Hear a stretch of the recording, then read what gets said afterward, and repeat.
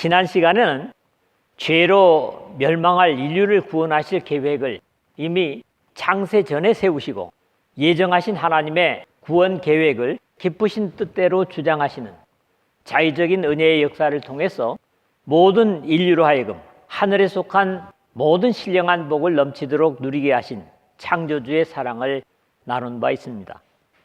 그럼에도 이 구원의 계획과 예정을 구체적으로 이 역사 속에 이루시는 것은 사람으로 이 땅에 오셔서 사람의 모든 고난과 유혹을 친히 감당하시고 아버지의 구원 계획을 이루시기 위한 성자 예수 그리스도의 희생의 역사로 구원이 믿는 모든 사람에게 이루시는 그런 헌신이 오늘 전체의 흐름입니다. 마지막 두 구절은 예수 그리스도를 믿고 순종해서 하나님의 자녀가 된 모든 사람들을 인치시고 보증이 되시는 성령님의 역사도 이 구원의 역사의 최종적인 역할임을 확인하게 됩니다. 이렇게 역사 속에 개입하신 하나님 아버지와 아들 예수 그리스도 그리고 성령의 협력의 신비가 함께 계시는 것도 역시 이 교회론이라고 하는 에베소서의 특징이라고 할 수 있습니다. 오늘도 뒤에 가서 별도의 결론을 내지 않겠습니다. 첫 번째 내용은 7절에서 10절인데 구원의 예정을 이 땅에 이루신 예수 그리스도의 희생을 필두로 해서 하나님의 구체적인 은혜가 우리에게 오게 되는 그런 내용들을 보는데 비밀이라고 부르는 예수 그리스도의 구속의 역사를 우리에게 소개하고 있습니다. 비밀은 모든 사람이 나눌 수 있는 것이 아니죠.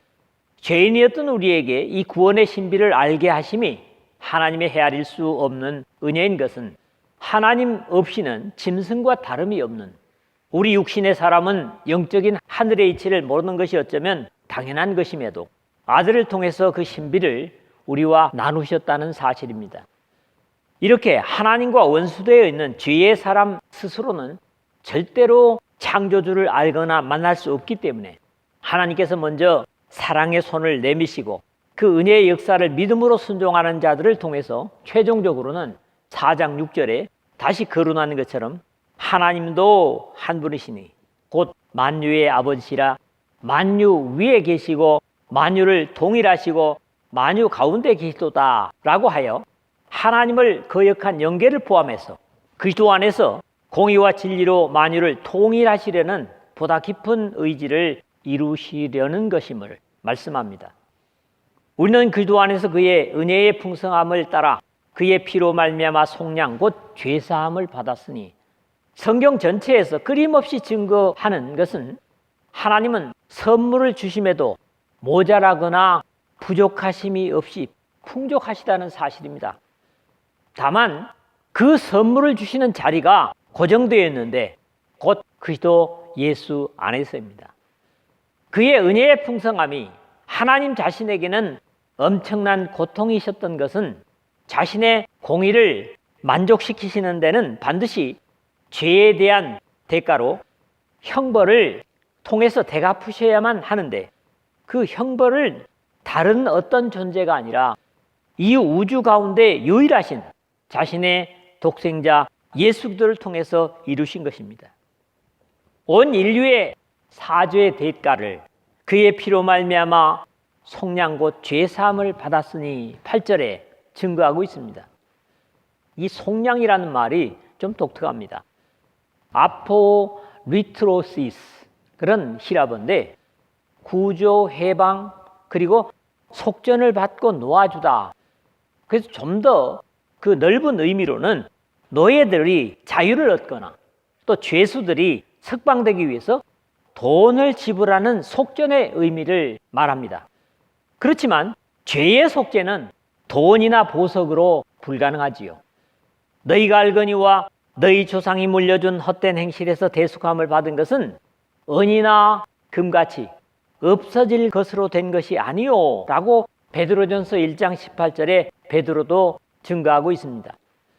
죄의 속죄는 히브리서 9장 22절에 증거하는 것처럼 율법을 따라 거의 모든 물건이 피로써 정결하게 되나니 피 흘림이 없은즉 사함이 없느니라 한 것처럼 생명의 피 흘림으로만 가능하기 때문에 죄나 흠이 전혀 없으신 하나님의 독생자의 희생으로 이루신 겁니다.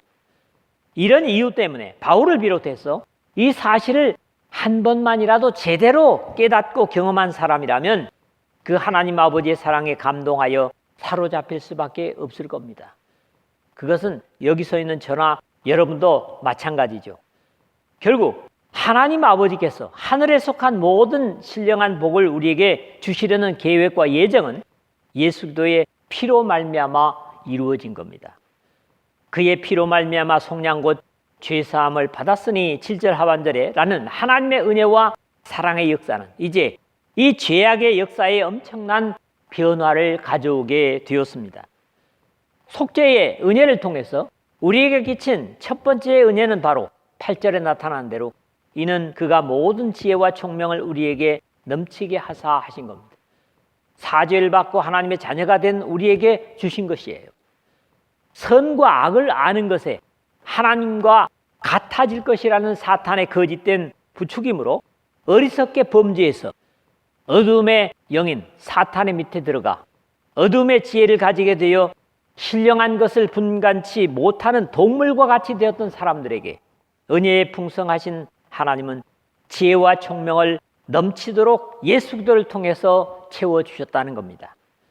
계속해서 바울이 우리 가운데에서 역사하시는 능력대로 우리가 구하거나 생각하는 모든 것에 더 넘치도록 능히 하실 이에게 이 에베소 3장 20절에 고백하는 것처럼 하나님께서 주시는 것은 언제나 모자람이 없이 넘치도록 능히 채우시는 분이십니다.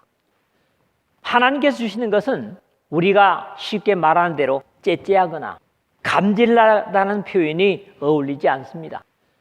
3년 6개월 동안 우로가 내리지 않았던 이 땅에 하나님께서는 큰 비를 주시는 것도 열왕기상 18장 45절에서 볼 수 있습니다. 이런 일들은 성경에 무수히 나타나는 사실들이죠. 모든 지혜와 총명을 우리에게 넘치게 하셔서 알게 하신 것을 계속 증거하고 있습니다. 그 뜻의 비밀을 우리에게 알리신 것이요 그 기뻐하심을 따라 그리스도 안에서 때가 찬 경륜을 위하여 예정하신 것이니 9절에 그랬습니다. 앞에서 간략하게 언급했던 것처럼 에덴에서 범죄한 아담의 후예들이 어둠의 수하에 들어가 버렸으므로 하나님의 밝은 빛의 지혜를 나눠줄 수 없는 존재들이 되고 그런 원인으로 인해서 의를 행하는 것보다는 계속 죄를 지을 수밖에 없는 죄의 군상들이 되고 말았습니다. 이런 안타까운 존재들이 하나님의 아들의 속죄의 피 흘림으로 비로소 창조주 하나님의 뜻을 헤아리게 되고 신령한 하나님의 사랑의 신비를 깨닫게 됩니다. 그 뜻의 비밀을 우리에게 알리신 것이요 했는데 비밀은 가진 대상이 알려주지 않으면 알 길이 없습니다. 여기 우리에게 거듭남으로 알려주신 그 뜻의 비밀은 여전히 감추어진 신비가 아니라 하나님의 자녀가 된 우리에게 이미 밝혀진 비밀임을 같은 옥중서신에서 바울은 우리에게 증거해주고 있습니다. 하나님이 그들로 하여금 이 비밀의 영광이 이방인 가운데 얼마나 풍성한지를 알게 하려 하심이라 그래놓고 이 비밀은 너희 안에 계신 그리스도시니 곧 영광의 소망이니라 골로새 1장 17절에 그렇게 증거하고 있습니다. 예수 그리스도가 왜 비밀인가는 믿음의 사람들만이 이해할 수 있는 공개된 비밀이지만 여전히 예수 그리스도께서는 구원의 간격이 되기도 하는 신비입니다. 즉 믿고 순종하는 자들에게는 주님을 통해서 온갖 하늘의 신비와 하나님 아버지의 뜻을 깨달을 수 있지만 믿지 않는 사람들에게는 예수는 그냥 선지자의 한 사람이나 이단자의 우두머리로 여겨지기 때문입니다.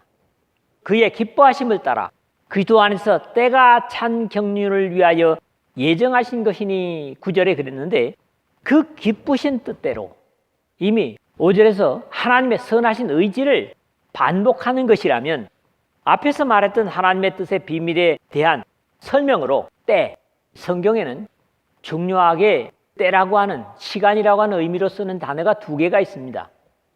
하나는 크로노스, 여러분들이 크로노그라프라고 하죠. 제깍제깍 흘러가는 흐르는 시간을 얘기합니다.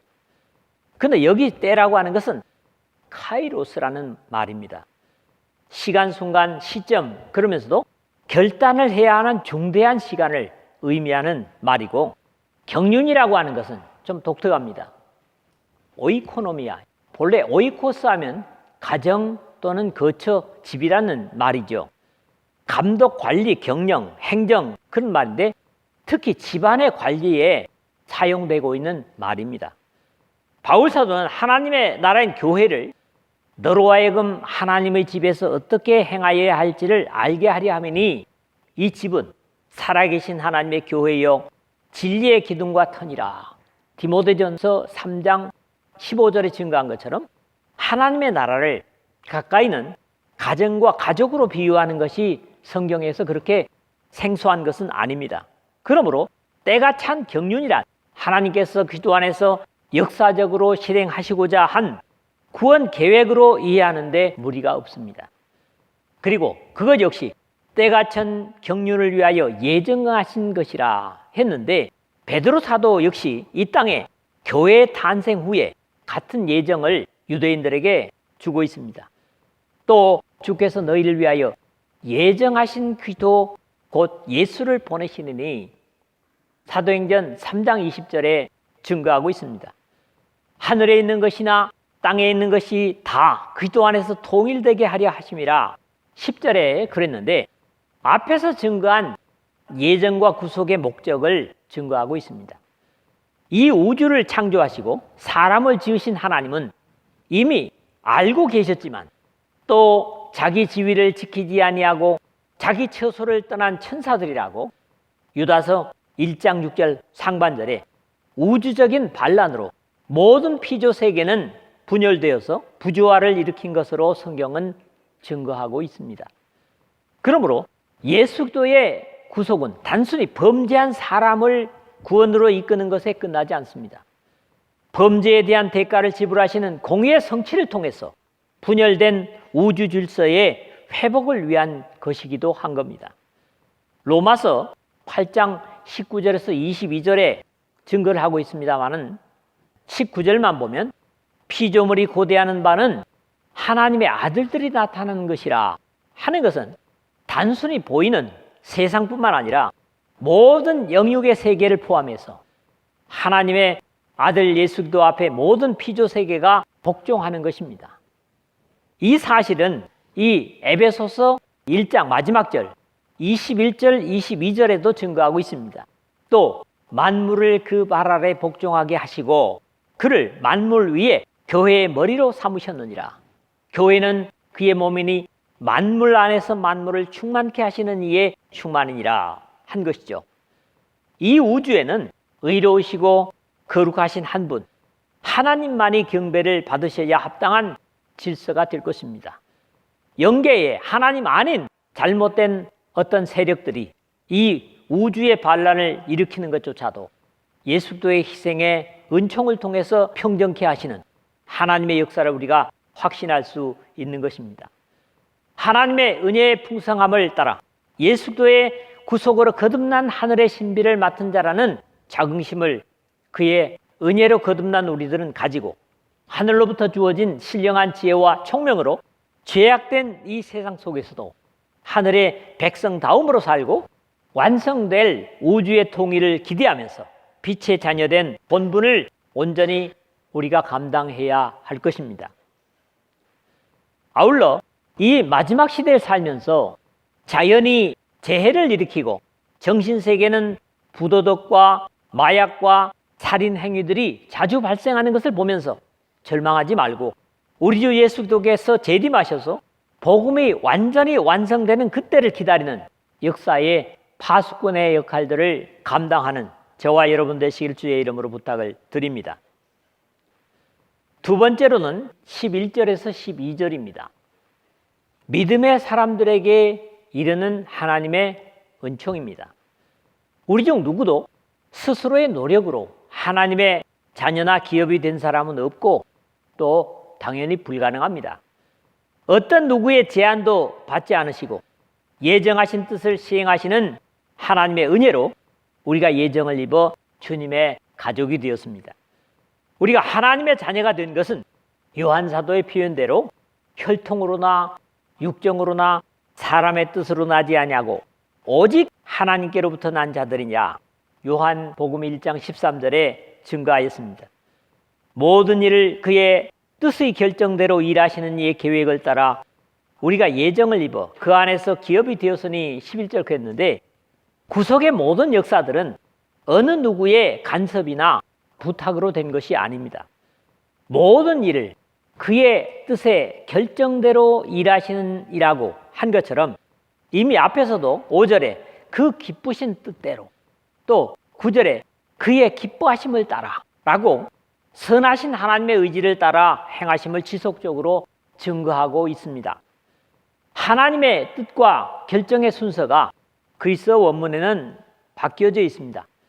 즉 결정과 뜻인데, 어떤 일을 계획하고 결정하는 데는 사람 같으면 깊은 생각이 필요하고 그 결정을 시행하는 데는 의지가 필요한 것으로, 전지전능하신 하나님은 다르시지만 사람으로 비유한다면 이성과 의지로 이해할 수가 있습니다. 계획을 따라 우리가 예정을 입어 그 안에서 기업이 되었으니 11절 하반절에 이 말씀을 좀 더 깊이 헤아려 보면 우리가 더 큰 감사를 갖게 됩니다. 우리가 기업이 되었으니, 기업, 클레로, 이 말이 뭐냐 하니까 구약 성경에 각 지파들이 자기 기업을 제비 뽑는 것처럼 제비 뽑기 하다, 제비로 결정하다, 그런 말이에요. 결국 오늘 내가 하나님의 기업으로 뽑혀 선택되었다는 감사를 갖게 된다는 거지요. 내가 적어도 세상에서 어떤 대상에게 뽑히지 못했을지라도 하나님께 뽑힘을 받았다, 이런 자긍심을 가질 수 있다는 겁니다. 갈라디아서 4장 4절에 때가 참에 하나님의 그 아들을 보내사 여자에게서 나게 하시고 한 것처럼 하나님 아버지의 계획과 예정된 시간과 공간 속에서 이루신 역사, 즉 예수도의 복음이 다른 대상들도 중요하지만 오늘 우리 각자를 위한 사랑의 역사였다는 사실이 우리 스스로를 감격하기에 충분합니다. 미리 창세전부터 하나님의 계획을 따라 계획하시고 예정하신 역사가 수많은 세월의 시간과 공간 속에 나를 위한 것이라는 사실이 감격되지 않습니까? 베드로 사도도 자신이 이 예정을 이루는 도구로 사용됨을 고백하고 있습니다. 하나님의 권능과 뜻대로 예정하신 그것을 행하려고 이 성에 모였나이다. 사도행전 4장 28절입니다. 이는 우리가 그리스도 안에서 전부터 바라던 그의 영광이 찬송이 되게 하려 하심이라. 근데 20절에 그랬는데 이미 앞에서도 말한 바 있지만 6절에 이는 그의 사랑하시는 자 안에서 우리에게 거저 주시는 바 그의 은혜의 영광을 찬송하게 하려는 것이라는 내용의 반복으로 이제 14절에도 한 번 더 나타나고 있습니다. 죄로 원수가 되었던 우리를 아들 안에서 다시 살리시고 거듭나게 하신 유일한 목적일 겁니다. 그럼에도 안타까운 것은 이 작은 목적조차도 우리가 다하지 못한다는 죄스러움입니다. 하나님께 영광을 돌려야 된다. 영광을 찬양하게 하기 위해서 우리를 선택하셨다. 그의 아들의 독생자의 피를 지불하시고 우리를 사셨다. 이 사실이 우리로 하여금 하나님께 영광을 드려야 하는 것이 당연하다는 겁니다. 그런데 우리가 참으로 그러고 있느냐 하는 거죠. 특히 여기 마음을 써야 할 것은 전부터 바라던 것이라는 표현입니다. 하나님은 결코 누구에게도 자신의 영광을 양보하시는 분이 아닙니다. 그것이 곧 우상 숭배를 배격하는 이유입니다. 허황된 것들에게 영광을 돌리는 것을 하나님 바라지 않는다는 거지요.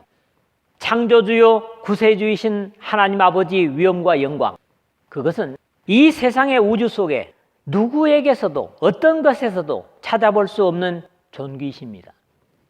이 이야기는 또 하나님께서 우리에게 바라시는 것이 결코 복잡하지 않으시다는 확신이기도 합니다. 다만 하나님께 찬양과 영광을 돌리는 것을 하나님은 바라신다. 할렐루야. 여러분들이 이런 하나님의 의중 따라서 영광을 계속해서 드릴 수 있기를 주님의 이름으로 축복합니다. 마지막으로 13절, 14절입니다. 세 번째로는 이제 그 구원된 하나님의 백성들에게 성령의 인치심, 성령의 보증입니다. 하나님 아버지의 계획과 예정, 그리고 그것을 역사 속에 가져오셔서 실행하신 아들 예수 그리스도를 앞에서 증거했다면 이 놀랍고 엄청난 구원의 역사가 드디어 우리 각자의 삶 속에 구체적으로 적용되는 실제적인 구원의 역사를 이룸에 있어서 성령께서 역사하심을 확인하게 됩니다. 언제나 하나님의 위대하신 구원의 역사를 다루게 되면 그 은혜의 역사를 계획하시고 예정하시는 하나님 아버지와 그 아버지의 뜻을 자신을 들여 희생하심으로 완성하시는 아들 예수 그리스도의 순종과 더불어서 이를 순종하는 개개인의 삶 속에 적용하시는 성령의 역사로 합력하시는 하나님의 사랑의 역사를 증거할 수밖에 없습니다. 지금까지 내용을 간략하게 정리합니다. 다시 3절에서 6절에 보면 하나님을 찬양해야 할 첫 번째 이유는 구원을 예정하신 성부 하나님께 영광을 드리라는 겁니다. 7절에서 12절 앞에 내용까지는 이 예정을 이 역사에 가져와 이루신 예수 그리스도께 영광을 드리고 이 13절, 14절에서는 구원의 보증이 되시는 성령께 영광을 드리는 겁니다. 그 안에서 너희도 진리의 말씀 곧 너희의 구원의 복음을 듣고 그 안에서 또한 믿어 약속의 성령으로 인치심을 받았으니 오늘 13절에 그랬습니다. 구원을 누리게 되는 첫째 조건을 바울은 그러므로 믿음은 들음에서 나며 들음은 그리스도의 말씀으로 말미암았느니라 로마서 10장 17절에 증거한 바 있습니다. 마찬가지로 너희도 진리의 말씀 곧 너희의 구원의 복음을 듣고 한 것 역시 다르지 않음을 증거하고 있습니다. 구원의 복음을 듣는 데 있어서도 진리의 말씀이라고 하였듯이 거짓된 모조된 복음이 아니라 불변하시는 하나님께서 예수 그리스도를 통해서 주신 말씀이기 때문에 들음은 그리스도의 말씀으로 말미암았느니라 하는 로마서 10장 17절 하반절의 내용과도 다르지 않습니다. 들은 사람의 구원으로 나아가는 단계는 당연히 그 안에서 또한 믿어입니다. 중요한 것은 계속해서 그 안에라는 표현이 반복되고 있습니다. 이것은 들음이나 믿음이 여기 나타난 대로 성령 안에서의 유효성을 나타내는 것입니다. 단순히 육신의 귀로 듣고 끝내는 것이 아니라 하나님은 겉으로 성도들 통해서 말씀으로 아직 주님을 모르는 사람들에게 듣게 하십니다. 그래서 우리는 성경을 펼쳐서 말씀을 증거합니다. 그럴 때 또 다른 하나님의 성령은 그 듣는 사람에게 내적으로 성령으로 감동을 함께 하십니다. 이렇게 해서 결국 귀로 듣고 마음으로 듣는 그렇게 들음으로써 유효한 복음이 되는 거거든요. 소리로 듣는 것도 중요하지만 그렇기 때문에 영혼으로 심령으로 듣는 것이 믿음을 일으키는 유효한 들음이 됩니다. 또한 믿어 약속의 성령으로 인치심을 받았으니 13절에 하반절인데 믿고 순종하는 거듭난 사람에게 성령의 선물은 최초의 복음 선포에 반응하는 말씀을 순종하려는 사람들에게 주었던 베드로의 선언에 나타납니다. 베드로가 이르되 너희가 회개하여 각각 예수 그리스도의 이름으로 세례를 받고 죄사함을 받으라. 그리하면 성령의 선물을 받으리니. 사도행전 2장 38절이죠. 거듭나지 못한 사람에게 성령께서 역사하실 수는 있습니다. 그러나 아직 죄가 용서되지 않은 그런 사람에게 성령께서 거처로 함께 하실 수는 없습니다. 니고데모에게 말씀하신 것처럼 예수께서 대답하시되 진실로 진실로 너에게 이르노니 사람이 물과 성령으로 나지 아니하면 하나님 나라에 들어갈 수 없느니라 하는 요한복음 3장 5절에 하신 것은 이런 입장에서도 중요한 말씀입니다. 복음을 듣고 믿고 순종하여 거듭난 사람의 심령에는 하나님께서 자신의 소유라는 확인으로 인치신다고 그랬는데 요즘 흔히 말하는 친필 사인을 하시는 것이 바로 성령의 내주라고 할 수 있습니다. 이렇게 될 때 비로소 성령의 이끌림을 받는 하나님께서 주도하시는 신앙이 될 수 있음을 바울은 로마서에서 증거하고 있습니다. 만일 너희 속에 하나님의 영이 거하시면 너희가 육신에 있지 아니하고 영에 있나니 누구든지 그리스도의 영이 없으면 그리스도의 사람이 아니라. 로마서 8장 9절에서 볼 수 있죠. 이는 우리의 기업의 보증이 되사 그 얻으신 것을 속량하시고 그 영광을 찬송하게 하려 하심이라. 14절에 그랬는데 하늘로부터 거듭나고 그 가장 구체적인 사실이 성령의 성전 삼고 우리의 삶에 친히 함께 사시는 것인데 이것이 하나님의 영원한 영광의 나라의 보증이 되심을 증거합니다. 이런 이유 때문에 내가 이르노니 너희는 성령을 따라 행하라. 그리하면 육체의 욕심을 이루지 아니하리라 하는 것이거나 하나님의 성령을 근심하게 하지 말라. 그 안에서 너희가 구원의 날까지 인치심을 받았느니라 같은 에베소서 4장 30절의 권면을 하고 있습니다.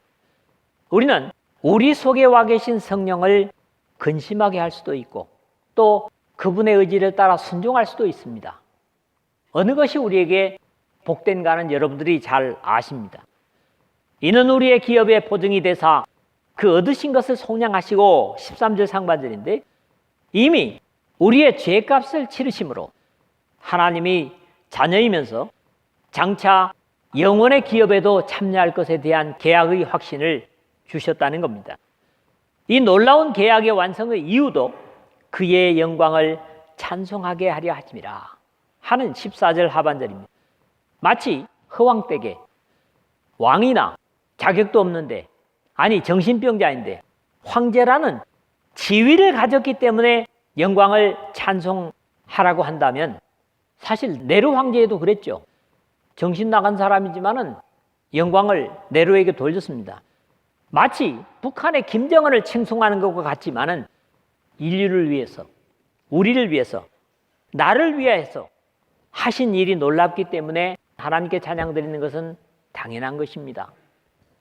창세전부터 구원의 계획과 예정, 독생자를 통한 복음의 완성 모두가 이 놀라운 일을 완성하신 하나님의 영광을 찬송하게 하려는 은혜였습니다. 물론 하나님은 사람들처럼 칭찬에 목말라 있거나 강요하시는 분이 아닙니다. 왜냐하면 그분 자체로 은혜와 진리가 충만하시기 때문입니다. 자존스러운 분이시기 때문이죠. 그러므로 영광을 돌리는 일에 인색하지 말고 믿음으로 선한 행실로 하나님께 영광을 돌리고 우리의 입술로 찬양과 영광을 돌려드리는 천국의 백성된 삶을 주님 오셔서 완전한 의의 통치가 이루어지는 그 순간까지 사시기를, 성령과 더불어 사시기를 주님의 이름